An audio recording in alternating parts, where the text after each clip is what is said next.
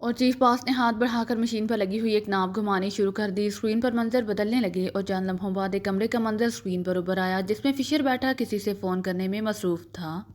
Chief boss calling you, chief boss نے ایک button دباتے ہوئے کہا اور فشر نے بری طرح چونکتے ہوئے ریسیور کریڈل پر پھینک دیا۔ یس باس، یس باس، فشر نے بری طرح گھبرائے ہوئے لہجے میں جواب دیا۔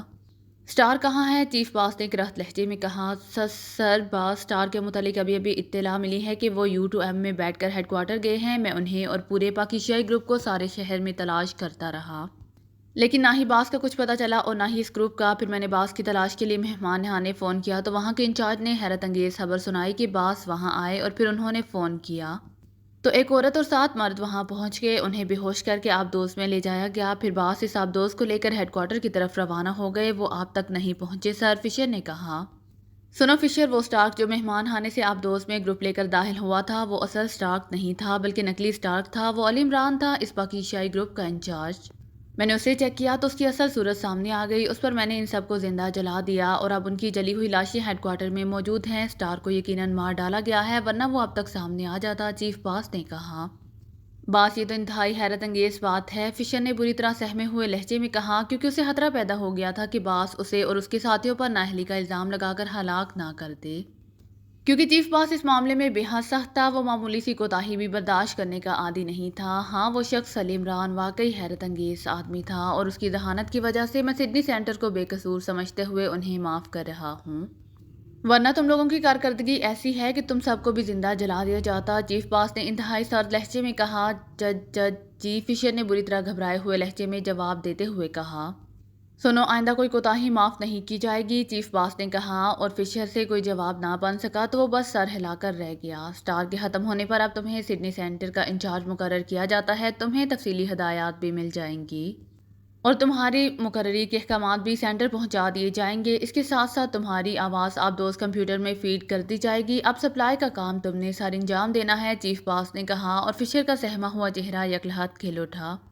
تھینک یو باس، میں حلقہ موت کے لیے اپنی جان بھی لڑا دوں گا، فشر نے نئے عہدے پر خوش ہوتے ہوئے کہا۔ اوکے، چیف باس نے کہا اور ہاتھ بڑھا کر مشین آف کر دی اور اٹھ کر اپنی کرسی پر آ کر بیٹھ گیا۔ اسی لمحے میز پر بڑے ہوئے انٹرکام کی گھنٹی بج اٹھی۔ چیف باس نے ہاتھ بڑھا کر اس کا بٹن دبا دیا۔ چیف نمبر 3 باس، انٹرکام سے نمبر 3 کی مؤدبانہ آواز سنائی دی۔ یس، کیا رپورٹ ہے؟ چیف باس نے کرخت لہجے میں کہا۔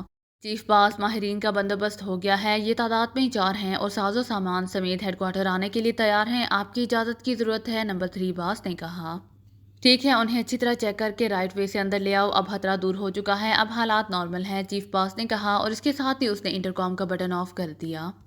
انٹرکام کا بٹن آف کرتے ہی وہ اٹھا اور اپنے اس کمرے کی طرف بڑھ گیا جہاں وہ کام کرنے کے بعد آرام کیا کرتا تھا۔ وہ چونکہ اپنے آپ کو کچھ تھکا ہوا محسوس کر رہا تھا، اسی لیے اس نے سوچا کہ اب دل بھر کر آرام کر لے۔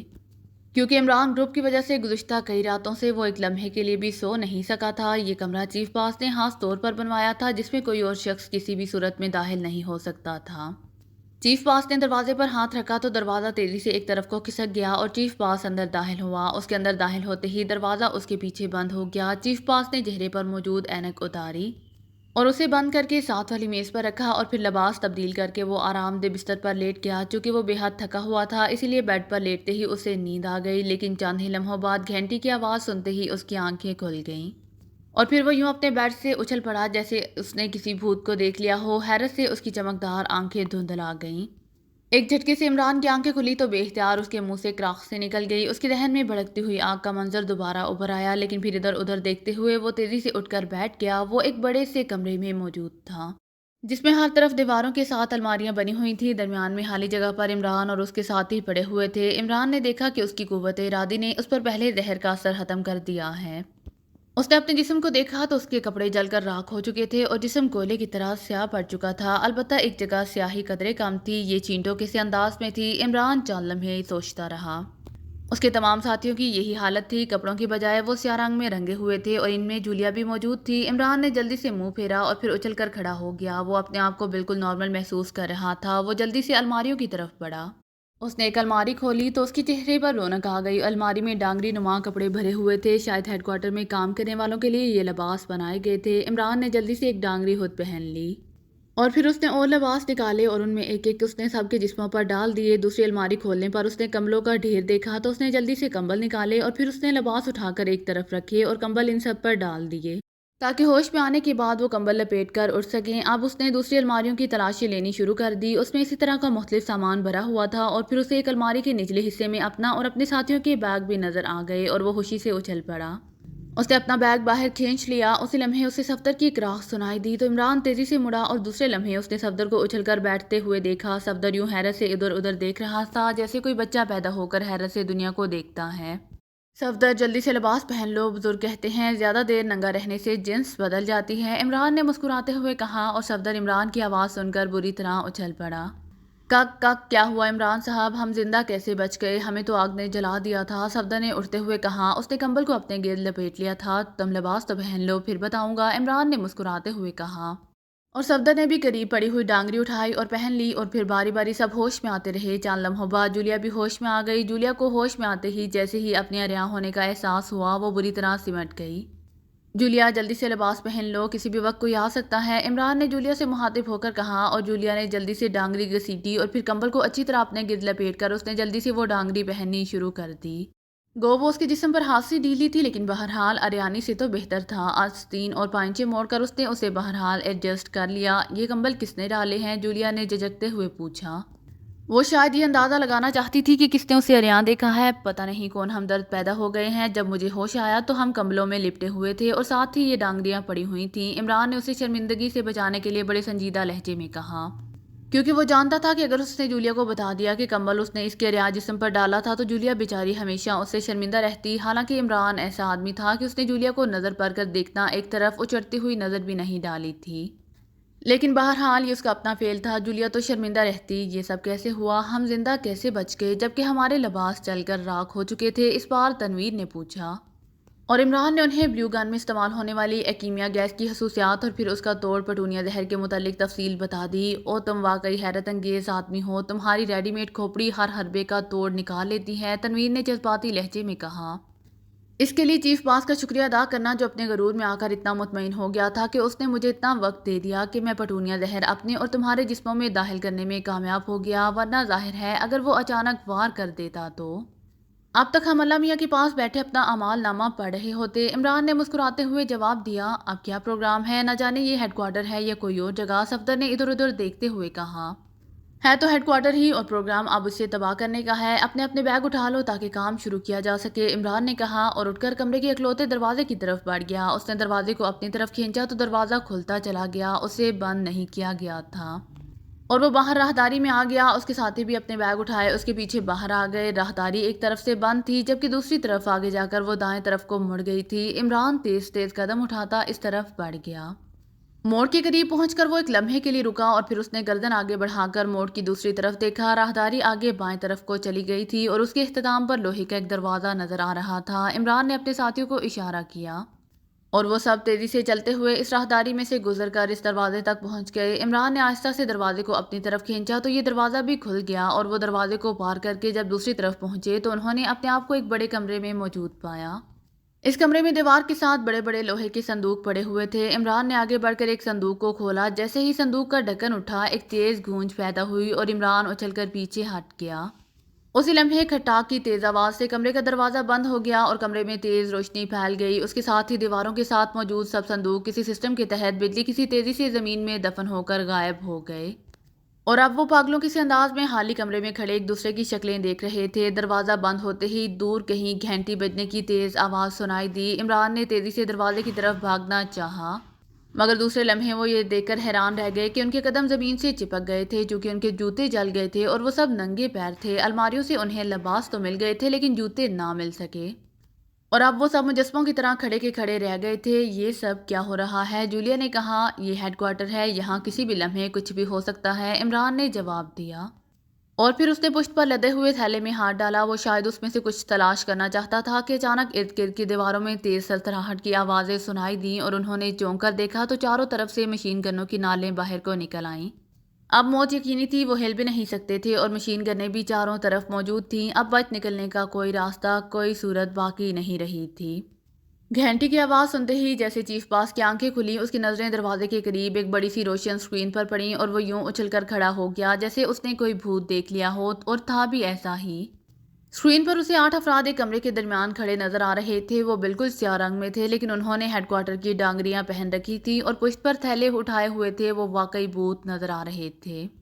او یہ زندہ کیسے زندہ ہو گئے؟ یہ تو مر چکے تھے، مردہ تھے۔ چیف باس پر حیرت کی شدت سے سکتہ سا طاری ہو گیا، کیونکہ ان کے سیاہ رنگ کی وجہ سے وہ انہیں دیکھتے ہی پہچان گیا تھا کہ یہ عمران اور اس کے ساتھی ہیں، جنہیں بلیو گن کے فائر سے زندہ جلا دیا گیا تھا، اور جن کی لاشوں پر چیف باس تھوکتا رہا تھا اور انہیں ٹھوکریں مارتا رہا، اور جنہیں کلاک روم میں رکھ دیا گیا تھا۔ لیکن اب نہ صرف وہ زندہ سلامت نظر آ رہے تھے، بلکہ وہ لباس پہن چکے تھے۔ اور نہ صرف لباس پہن چکے تھے، بلکہ وہ ایگرو کام روم میں بھی پہنچ چکے تھے۔ یہ کمرہ کمپیوٹر کے اسپیئر پارٹس کے صندوقوں کے لیے خاص طور پر تیار کیا گیا تھا، لیکن اس میں ایسا سسٹم تھا کہ اگر کوئی غیر متعلقہ آدمی اسپیئر پارٹس کے صندوق کو کھولنے کی کوشش کرتا تو صندوق زمین میں غائب ہو جاتے تھے اور دروازہ بند ہو جاتا، اور کمرے میں موجود ہر شخص فرش سے چپک جاتا تھا۔ چند لمحے تک حیرت سے بت بنا چیف باس کھڑا رہا، پھر ایک جھٹکا لے کر وہ سیدھا ہوا اور دوڑتا ہوا کمرے کے دروازے کی طرف بڑھا، لیکن پھر تیزی سے واپس پلٹا۔ اس نے میز پر رکھی ہوئی اپنی اینک اٹھا کر آنکھوں پر لگا لی، پھر دروازہ کھول کر وہ باہر آ گیا۔ اس نے جلدی سے ایک مشین کا بٹن دبایا تو اس پر موجود اسکرین روشن ہو گئی۔ Main computer control, chief boss calling you. Chief boss نے حلق کے بال چیختے ہوئے کہا۔ دوسرے لمحے اسکرین پر ایک چھوٹی سی مشین کی تصویر ابھر آئی۔ یہ مشین ایک دیوار کے ساتھ نصب تھی اور اس کے اندر بے شمار چھوٹی چھوٹی چرخیاں چل رہی تھیں اور بے شمار چھوٹے بڑے بلب جل بجھ رہے تھے۔ یہ ہیڈ کوارٹر کے مین کمپیوٹر کی کنٹرولنگ مشین تھی، جو قطعی طور پر خودکار تھی، اور نہ صرف خودکار تھی بلکہ کسی کی طرح حکم لینے اور اس کے مطابق خود بخود عمل کرنے پر قادر تھی، لیکن صرف چیف باس کا حکم۔ Yes main computer control attending you. Machine سے کھڑکھڑاتی ہوئی آواز سنائی دی۔ ایگرو کام روم میں ہیڈ کوارٹر کے دشمن موجود ہیں، انہیں فوراً ہلاک کر دو۔ چیف باس نے حلق کے بال چیختے ہوئے کہا۔ اوکے، کنٹرولنگ مشین نے جواب دیا، اور اس کے ساتھ ہی کئی اور بلب تیزی سے جلنے بجھنے لگے۔ چیف باس نے اپنے سامنے موجود مشین کے بٹن دبانے شروع کر دیے اور ایک ناب گھمائی تو اسکرین پر جھماکے سے ہونے لگے، اور چند لمحوں بعد ایگرو کام روم کا منظر سامنے آ گیا۔ عمران اور اس کے ساتھی اسی طرح فرش پر کھڑے تھے اور ان کے چاروں طرف دیواروں سے مشین گنوں کی نالیں جھانک رہی تھیں۔ ان مشین گنوں کی نالیں دیکھتے ہی چیف باس کا چہرہ خوشی سے کھل اٹھا، کیونکہ اب یہ کسی صورت نہ بچ سکتے تھے۔ لیکن دوسرے لمحے وہ یہ دیکھ کر اچھل پڑا کہ ایک آدمی نے اپنے تھیلے میں سے کوئی چیز نکال کر زور سے فرش پر دے ماری۔ اس کے ساتھ ہی ایک خوفناک دھماکہ ہوا اور وہ سب یکلہت یوں غائب ہو گئے جیسے وہاں ان کا وجود ہی نہ رہا ہو، اور عین اسی لمحے مشین گنوں سے بے تحاشا فائرنگ شروع ہو گئی۔ لیکن یہ فائرنگ بے سود تھی، وہ سب غائب تھے اور کمرے کا فرش بھی غائب ہو چکا تھا۔ اب وہاں خلا نظر آ رہا تھا۔ او یہ تو میگ سرکل میں گرے ہوں گے، اس کمرے کے نیچے تو میگ سرکل ہے، چیف باس نے بری طرح بوکھلائے ہوئے انداز میں کہا۔ پھر اس نے جلدی سے ایک دو بٹن دبائے اور ناب گھمانی شروع کر دی۔ اسکرین پر دوبارہ جھماکے ہونے شروع ہو گئے اور پھر اسکرین پر ایک منظر ابھر آیا۔ عمران اور اس کے ساتھی واقعی میگ سرکل میں کھڑے تھے۔ وہ حیرت سے دیواروں کے ساتھ لگی ہوئی مشینوں کو دیکھ رہے تھے۔ یہ مشینیں ہیڈ کوارٹر کے درجہ حرارت کو کنٹرول کرتی تھیں، اور ان کی وہاں موجودگی اس بات کو ثابت کرتی تھی کہ یہ پورے ہیڈ کوارٹر کے لیے انتہائی خطرناک ثابت ہو سکتی ہے۔ اس نے جلدی سے مین کمپیوٹر کنٹرول کو دوبارہ آن کرنا شروع کر دیا۔ یس ایم سی سی اٹینڈنگ۔ دوبارہ وہی کھڑکھڑاتی ہوئی آواز سنائی دی۔ مین کمپیوٹر کنٹرول کا کوڈ نام MCC تھا۔ دشمن میگ سرکل میں پہنچ گئے ہیں، وہ فائرنگ سے بچ گئے ہیں اور ایگرو کام روم کا فرش توڑ کر نیچے کود گئے ہیں۔ اور میرا حکم سن لو، ان دشمنوں کے خلاف میں جنگ کا اعلان کرتا ہوں۔ تم نے اب انہیں ہلاک کرنا ہے۔ یہ جہاں بھی جائیں، جس جگہ بھی پہنچیں، ہر جگہ کے لیے حرکت میں آ جاؤ، انہیں ہلاک کر دو۔ یہ جنرل آرڈرز ہیں، تعمیل کرو، چیف باس نے کہا۔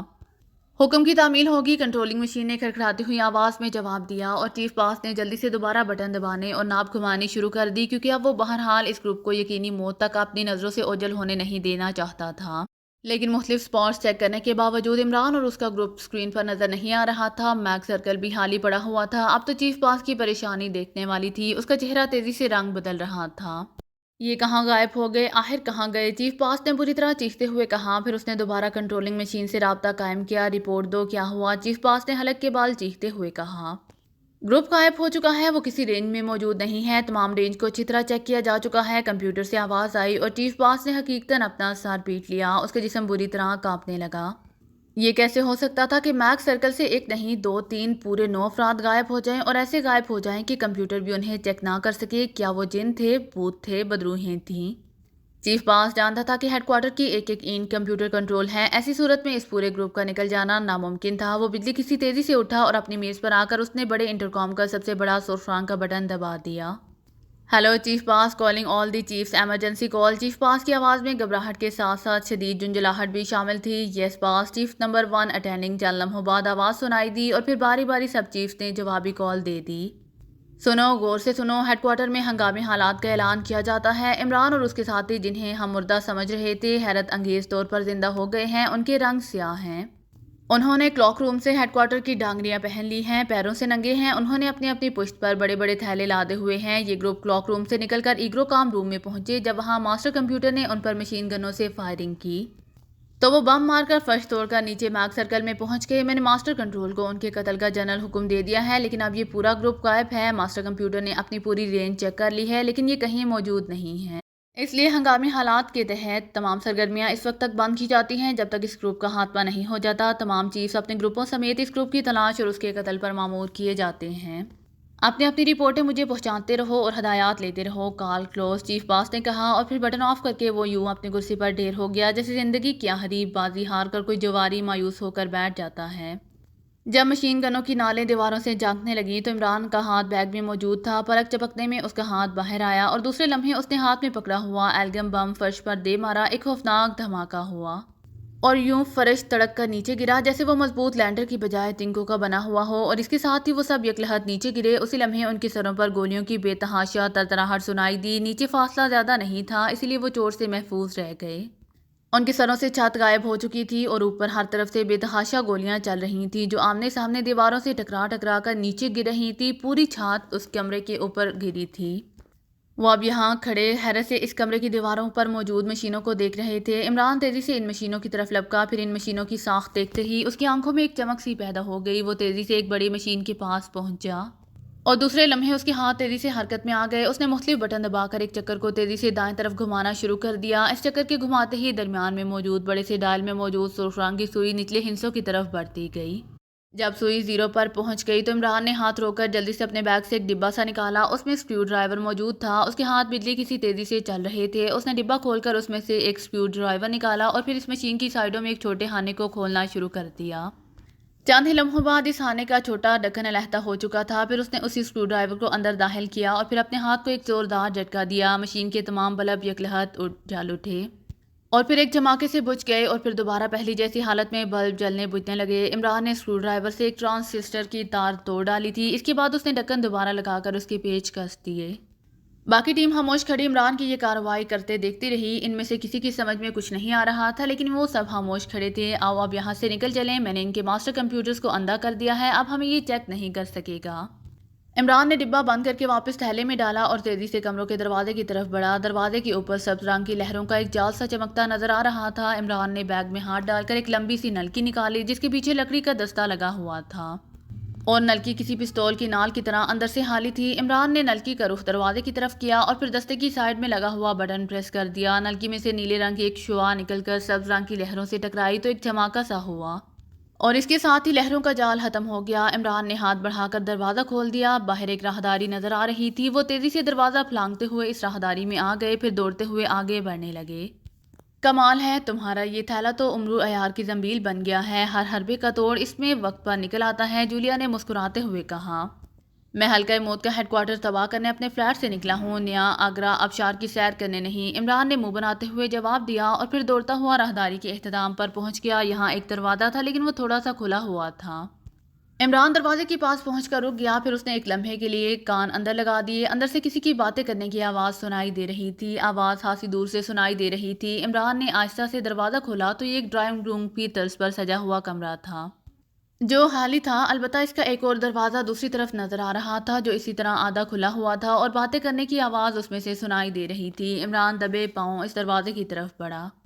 तमाम ग्रुप अलर्ट हो जाएं, अपनी रेंज में दुश्मनों को तलाश करो, चप्पे चप्पे की तलाशी लो। जहां ये ग्रुप या उसका कोई आदमी नजर आए उससे ख़त्म कर दो। इंतहाई मोहतात रहने की ज़रूरत है। ओवर एंड ऑल एक भारी आवाज़ सुनाई दे रही थी, लेकिन आवाज़ की लर्जिश से महसूस हो रहा था कि बोलने वाला हादसा बूढ़ा है। इमरान ने अपने साथियों को इशारा किया और फिर आस्तगी से दरवाजे के दरमियान ही लग गया। ये एक बड़ा सा कमरा था जिसके सामने दीवार में एक बड़ी सी मशीन नस्ब थी और दरवाजे के करीब ही एक बड़ी सी मेज के पीछे कुर्सी पर बर्फ की तरह सफ़ेद बालों वाला एक बूढ़ा बैठा हुआ था। उसने स्याह रंग का चोगा पहना हुआ था। उसकी नज़रें सामने वाली मशीन पर जमी हुई थी और हाथ मेज पर रखी हुई एक छोटी सी मशीन पर मसरूफ थे।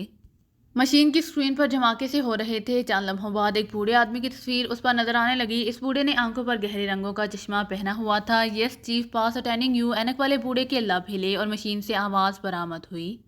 Chief number 3। चीफ पास, मैंने अपने ग्रुप को मुकम्मल हदायत दे दी हैं। हम अपने हिस्से की एक एक इंच चेक करेंगे। नंबर 3 ने कहा, ये ग्रुप तुम्हारी रेंज से गायब हुआ है, इसीलिए तुम्हें ज़्यादा मुहतात रहने की ज़रूरत है। मैक सर्कल तुम्हारी साइड पर है। चीफ पास ने कहा, यस पास, मैं जानता हूँ। मैं अब आपको रिपोर्ट लेकर मैक सर्कल को चेक करूँगा कि वह कहाँ चले गए और कैसे। नंबर 3 ने कहा, ओके, मुझे रिपोर्ट दो और ख़ास तौर पर वहाँ मशीनरी भी चेक करना, कहीं उन्होंने किसी मशीन को नुकसान ना पहुँचाया हो। उनके पास मुहल्लिक असलहा मौजूद है। U2 आप दोस्त की वजह से कंप्यूटर उन्हें चेक नहीं कर सका, वरना तो वो एक सुई भी अंदर नहीं आने देता। चीफ पास ने कहा।